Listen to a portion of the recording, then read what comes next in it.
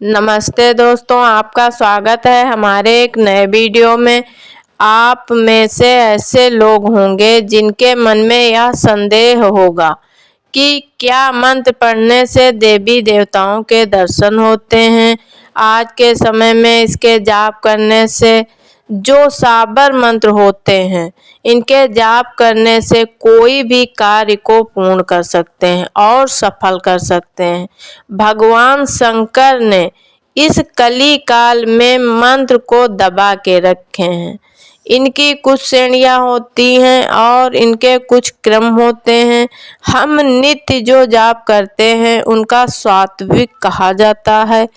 कुछ ऐसे मंत्र होते हैं जिसे तांत्रिक मंत्र कहा जाता है। कुछ ऐसे मंत्र होते हैं उन्हें दैविक मंत्र कहा जाता है। तो भगवान शंकर ने मानव जाति के कल्याण के लिए मानव में जब मंत्रों का दुरुपयोग होने लगे तो मानव जाति के लोगों में जप मंत्र की जो ऊर्जा होती है सबका गलत प्रयोग करने लगे। तो इस कली काल में भगवान ने इस सभी मंत्र को क्लिक करके रखा है। लेकिन कलयुग में केवल साबर मंत्र ही सबसे ज्यादा प्रभावशाली माने गए हैं। ऐसा माना जाता है कि जो व्यक्ति साबर मंत्र करते हैं, साबर मंत्र स्वयं सिद्ध होते हैं। इसमें आपको कुछ करने की जरूरत नहीं। इसलिए जब साबर मंत्र के जाप होते हैं तब तत्काल ही रिजल्ट देते हैं। तो क्या देवी देवताओं के मंत्रों द्वारा दर्शन कर सकते हैं? तो कर सकते हैं। आज आप लोगों को एक अनुभव जबरदस्त बताऊंगी जिनमें हमारे बहुत दोस्तों देवी नौ दुर्गा माता के दर्शन प्राप्त हो चुके हैं। ये जो मंत्र बता रही हूँ ये साबर मंत्र है। ये कभी विफल नहीं जाते हैं। जो इस मंत्र को जपेंगे उसको माता रानी के दर्शन जरूर होते हैं। प्रत्यक्ष या अप्रत्यक्ष रूप में आपको दर्शन जरूर होते हैं। कई लोगों को कन्या के रूप में दर्शन हुए, कई लोगों के माता के रूप में दर्शन हुए, कई लोगों को सफेद साड़ी पहने हुए देवी रूप दर्शन हुए, कई लोगों को अन्य प्रकार के जीव जैसे कि शेर होते हैं इनके दर्शन हुए। किसी न किसी रूप में इस मंत्र को पढ़ने से दर्शन होते हैं। अगर आप माता की कृपा प्राप्त करना चाहते हैं या दर्शन प्राप्त करना चाहते हैं तो गुरु परंपरा से प्राप्त हुई जानकारी बता रही हूँ। गुरुओं के द्वारा मुझे यह प्रेरणा मिली। बिना गुरु की अनुमति के बिना इस प्रकार के मंत्र नहीं बताऊंगी कि समाज में कोई लोग पढ़े और लोग इनका दुरुपयोग करना शुरू कर दें। आपको इस मंत्र का जप करने से पहले पूर्ण रूप से पवित्रता का ध्यान रखना है। पंचगव्य आपको बना लेना है। पंचगव्य गाय से बनाते हैं और जैसे कि गाय का दूध और गोबर, गाय का घी, दही, गौमूत्र इन सबको मिलाकर पंचगव्य बनाए जाते हैं। तो सर्वप्रथम इस मंत्र को जपने से पहले पंचगव्य को पी लेना है। तो आपके शरीर में किसी भी प्रकार की अशुद्धि होती है, कभी किसी की बुराई हम कर देते हैं या किसी प्रकार की अशुद्धि हो जाती है तो हमारे शरीर में इस पंचगव्य के पीने के बाद अशुद्धि दूर हो जाती है। नवरात्रि के इस मंत्र को जपा जाए तो बहुत जल्द माता रानी के दर्शन होते हैं। बिल्कुल रात कालीन में आप जितना ही जाप करेंगे उतना ही अच्छा होगा। हो सकता है माता रानी किसी भी टाइम दर्शन दे जाएं, लेकिन रात कालीन में दर्शन दे जाती हैं। मैं जो जानकारी बता रही हूँ इस जानकारी को किसी कॉपी में नोट करके रखना। मैं माता रानी से प्रार्थना करूँगी कि जिस प्रकार कई ऐसे लोग हैं जिन्हें दर्शन हुए हैं, बहुत सारे ऐसे लोग हैं जिन्हें माता रानी के दर्शन हुए हैं मंत्रों के प्रभाव से। मैं प्रार्थना करूंगी कि उसी प्रकार से आप सभी दर्शकों को जो हम पे जो विश्वास रखते हैं, ऐसे दर्शकों को माता रानी के दर्शन प्राप्त हों। माता के दर्शन करने से पहले गौ को घास जरूर खिलाएं। गौ माता के शरीर में कई देवी देवताओं का वास होता है। गौ माता को गुड़ चने खिलाने से काफी पुण्य मिलता है। नवरात्रि में किसी दिन गुड़ और चने खिलाने से तपोबल बढ़ता है। हो सके तो तुलसी को जल जरूर चढ़ाएं। तुलसी को जल चढ़ाने से हमारे योग बल बढ़ते हैं। और चींटी को शक्कर खिलाने से किसी भी प्रकार के जीवन में जो दोष हैं वो समाप्त हो जाते हैं। तो माता रानी के दर्शन में कई सारी कठिनाइयां हो जाती हैं, इसलिए चींटी को शक्कर जरूर खिलाएं। कुत्ते को भोजन करा देना। कुत्ते को भोजन कराने से मंत्र में किसी प्रकार की त्रुटि होगी, अशुद्धि होगी, वो क्षमा करवा देते हैं।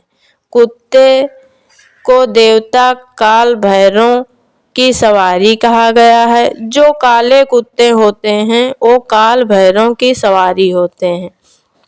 चलिए मैं आपको बता रही हूँ गुरु परंपरा से माने हुए मंत्र। आप सभी से प्रार्थना करूंगी इस मंत्र को जपने से पूर्व भगवान शंकर तथा माता पार्वती से अनुमति मांग लें तथा देवी दुर्गा से अनुमति मांग लेना है। अनुमति की इस प्रकार सबको प्रार्थना करना है, हे दुर्गा माता तथा हे गौरी माता, हे भगवान भोलेनाथ, मैं आपसे इस मंत्र की अनुमति जाप हेतु मांगता हूँ कि मुझे फल प्राप्ति हो और माता रानी के दर्शन हो। ऐसे में मुझे आशीर्वाद प्रदान करें। इस तरह सबको प्रार्थना करना है। भगवान गणेश जी से भी प्रार्थना कर लेना कि हे गणेश जी, हमारे जप की ऊर्जा कोई और न खींचे, न कभी दो मंत्रों की ऊर्जा चुरा लेती है। देवी शक्तियां ऊर्जा को खींच लेती हैं, तो आप प्रार्थना करेंगे तो नहीं चुरा पाएंगी। और जब आप मंत्र जाप करेंगे तो ऊर्जा का आना शुरू हो जाएगा। आपका शरीर इतना अच्छा लगने लगेगा, आपका शरीर शीत लगने लगेगा, आपका शरीर हल्का लगने लगेगा और आपका मस्तिष्क है वहाँ कंपन होना शुरू हो जाएगा। आप सभी के कल्याण के लिए यह जानकारी बता रही हूँ। मैं अपने चैनल के माध्यम से जितनी भी जानकारी बताती हूँ सही होती है, जिससे में आपका कल्याण छुपा हो, कल्याण होता है। आइए जानते हैं इन मंत्रों के बारे में। बता दूं, मंत्रों को आप धीमे स्वर में जपना है। लिख जरूर लें। नमो नमो दुर्गा देवी सिंह पर सवारी, आओ माँ एक निर्बल भक्त पुकारी। भूलोक में बैठा यह भक्त तुम्हारी, शिव की शिवा विष्णु की नारी। जय जगदम्बा जय हो तुम्हारी। अनेक रूप हैं तेरी माता, गिरजा पार्वती रूप कल्याणी। मोहे दर्शन दो माता, जय जगदीश्वरी भवानी। दर्शन न देवे तो भगवान शंकर की आन, गुरु गोरखनाथ की लाज। ओम दूम दूम दूम। तो ये हैं साबर मंत्र। इस मंत्र को नवरात्रि में जाप करना शुरू कर दें।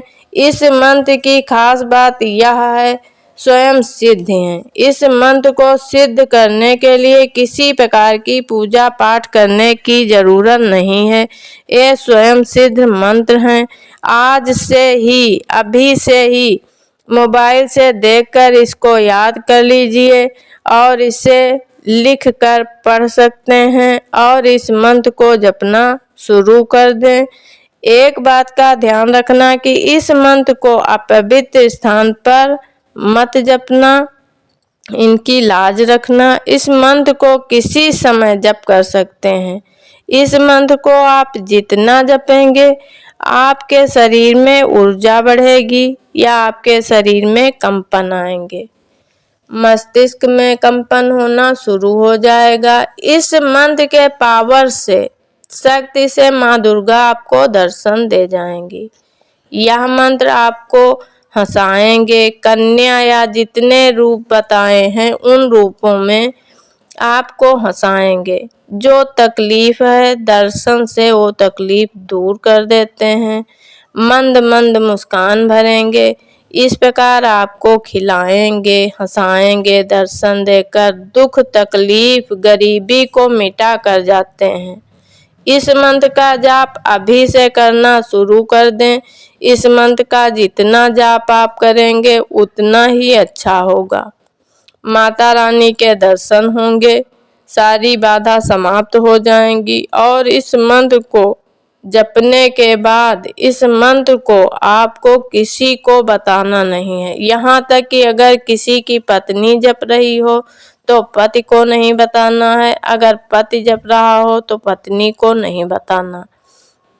इस मंत्र को गुप्त रखना है, तभी शक्तिशाली होगा जब इन्हें गुप्त रखा जाए, इसके बारे में किसी को ना बताया जाए। यह जानकारी कैसी लगी कमेंट में ज़रूर बताना। आपको दर्शन होंगे तो हमें भी पुण्य होगी, खुशी मिलेगी। अगर मेरे चैनल पर नए हैं तो मेरे चैनल को सब्सक्राइब कर लें। धन्यवाद।